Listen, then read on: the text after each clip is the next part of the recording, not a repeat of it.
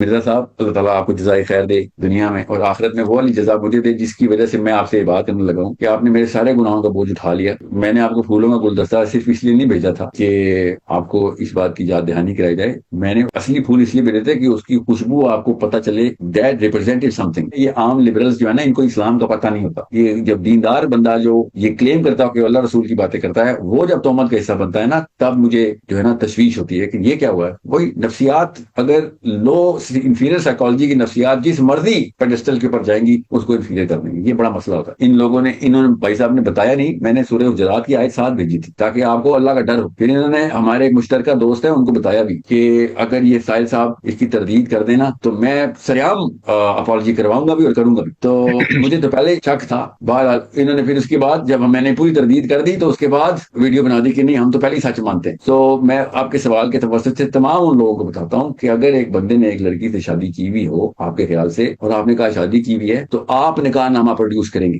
میں نے اگر کی نہیں ہوئی تو میں کیا ثبوت دوں گا؟ کسی چیز کے نہ ہونے کا تو کوئی ثبوت نہیں ہوتا. میں کبھی لائف میں امریکہ رہا ہوں، کبھی زندگی میں لاس ویگس نہیں گیا. تو کیا کی بات ہے، ورنہ لوگ گزر ہی جاتے ہوتے.